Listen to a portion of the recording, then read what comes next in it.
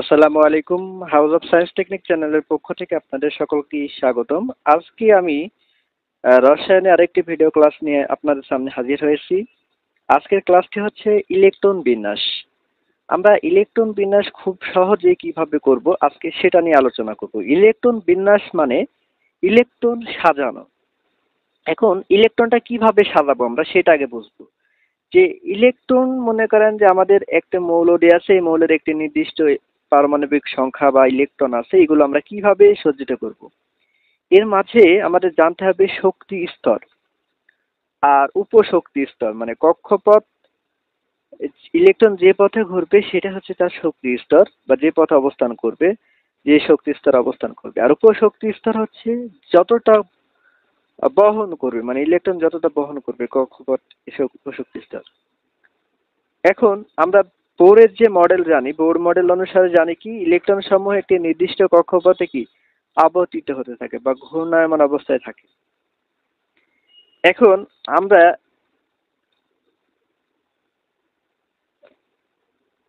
যদি আমরা একটি বিষয় কল্পনা করি, মনে করেন যে একটি বিল্ডিং, মনে করেন যে আমরা একটি বিল্ডিং প্রথমে দেখিনি, যে মানে ভিন্ন ধর্মী একটি বিল্ডিং। এই যে একটা বিল্ডিং, এই বিল্ডিং এ প্রথমে আছে একতলা, তারপরে দুইতলা, তারপরে তিনতলা, তারপরে চারতলা। এখন একতলায় আছে একটা রুম, দুইতলায় আছে দুইটা রুম, তিনতলায় আছে তিনটা রুম, এবং চারতলায় আছে চারটা রুম।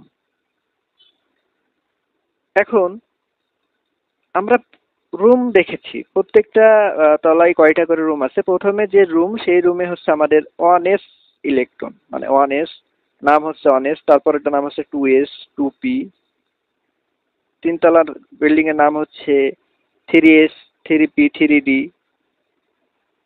এখন আমাদের এসপিডি হচ্ছে উপশক্তি স্তর, মানে একটি বিল্ডিং এর যে রুম, একটি বিল্ডিং হচ্ছে আমাদের শক্তি স্তর, আর এই বিল্ডিং এর যে রুম গুলো সেগুলো হচ্ছে উপশক্তি স্তর। আমরা এমনিতেই আর কি মানে ধরে নিলাম যে এইভাবে আমরা সাজাবো। তাহলে এসপিডিএফ এইগুলো হচ্ছে আমাদের উপশক্তি স্তর, আর যে রুম গুলো, যে বিল্ডিংটা, সেটা হচ্ছে আমাদের শক্তি স্তর। তাহলে এখন 3s, 3p, 3d।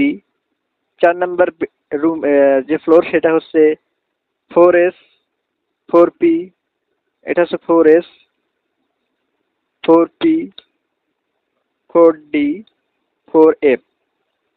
এভাবে আমাদের প্রত্যেকটা রুমে, এখন আমাদের জানতে হবে যে কোন রুমে কতজন থাকতে পারবে।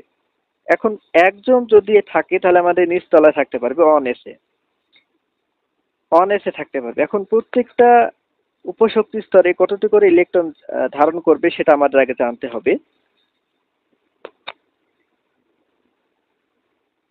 মানে প্রত্যেকটা এসপিডিএফ, এই উপশক্তি স্তর কিন্তু একটি নির্দিষ্ট ইলেকট্রন ধারণ করে।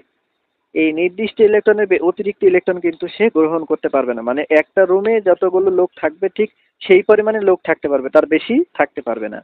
এস 2টা ইলেকট্রন ধারণ করবে, পি সর্বোচ্চ 6টা ইলেকট্রন ধারণ করতে পারবে, ডি সর্বোচ্চ 10টি ইলেকট্রন ধারণ করতে পারবে, এফ হচ্ছে সর্বোচ্চ 14টি ইলেকট্রন ধারণ করতে পারবে। এখন যদি আমরা প্রত্যেকটি উপশক্তি স্তর কল্পনা করি, তাহলে এসপিডিএফ, তাহলে আমাদের প্রত্যেকটা উপশক্তি স্তরে যে ইলেকট্রন ধারণ করবে সেটাই হচ্ছে আমাদের এই মৌলের ইলেকট্রন বিন্যাস পাবো। তাহলে আমরা একটি পরবর্তী যে নীতি আছে সেটা হচ্ছে আমাদের আহবাও নীতি। যদি আহবাও নীতি আমরা কল্পনা করি তাহলে দেখি কি পাই। আহ্বান নীতিকে আরেকটি নাম হচ্ছে বিল্ডিং আপ। মানে এইটার নীতির মূল কথা হচ্ছে যে নিম্ন শক্তি স্তরে ইলেকট্রন আগে প্রবেশ করবে, তারপরে উচ্চ শক্তি স্তরে ইলেকট্রন প্রবেশ করবে। তার মানে কি আমাদের নিচতলায় আগে ইলেকট্রন যাবে, তারপরে উপরতলায় ইলেকট্রন প্রবেশ করবে। তাহলে আমাদের নিচতলায় আছে হচ্ছে 1s, তারপরে হচ্ছে 2s, 2p, তারপর 3s, 3p, 3d। এভাবে পর্যায়ক্রমে ইলেকট্রন সমূহ উপশক্তি স্তরে প্রবেশ করতে থাকবে। এটা হচ্ছে আমাদের নিম্ন শক্তি স্তর, আর এটা হচ্ছে আমাদের উচ্চ শক্তি স্তর। এখন আমাদের এই বিল্ডিং আপ যে নীতি বা বিল্ডিং আপের যেটা বললাম, সেইটার মান কিভাবে বুঝবো যে একটা নিম্ন শক্তি স্তর আর একটি হচ্ছে উচ্চ শক্তি স্তর। এর মান জানার জন্য আমাদের n প্লাস n এর মান জানা লাগবে। এখন n প্লাস n এর মান কিভাবে বের করব দেখেন। এই n প্লাস n এর মান আমরা কিভাবে জানবো? n হচ্ছে আমাদের প্রধান কোয়ান্টাম সংখ্যা। n প্লাস n এর মান যত বেশি হবে সেটি উচ্চ শক্তি স্তর, তার শক্তি হবে বেশি।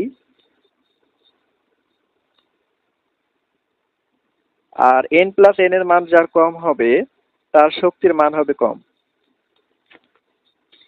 n প্লাস n এর মান যত কম হবে শক্তির মান হবে নিম্ন।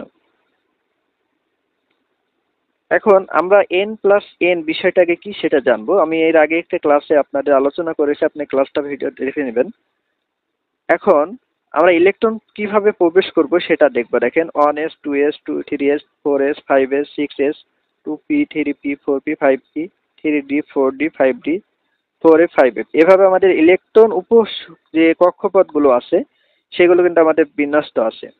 এই উপস্তরে কিভাবে ইলেকট্রন প্রবেশ করবে দেখেন, তীর চিহ্ন দিয়ে যেটা বোঝাচ্ছে সেটা হচ্ছে প্রথমে 1s এ যাবে, তারপর 2s, তারপর 2p 3s, তারপরে 3d 4s 3p 4s এভাবে ইলেকট্রন পর্যায়ক্রমে প্রবেশ করতে থাকে। এখন n প্লাস n এর মান হচ্ছে, n হচ্ছে আমাদের প্রধান কোয়ান্টাম সংখ্যা n,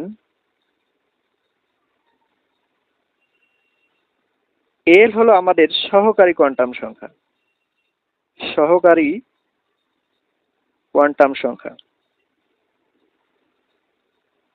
এখন n এর মান আমরা বুঝতে পারলাম যে 1s এর জন্য যদি প্রধান কোয়ান্টাম সংখ্যা 1s, এখন আমরা 2p যদি কল্পনা করি, দেখেন n এর মান আমাদের এখানে 2 মানে প্রধান কোয়ান্টাম সংখ্যা হচ্ছে 2। এখন l এর মান আমরা কিভাবে জানবো? এই l এর মান জানার জন্য আমাদের l এর মান যেটা SPDF, এদের নির্দিষ্ট একটি l এর মান থাকে, সেটা হচ্ছে দেখেন SPDF।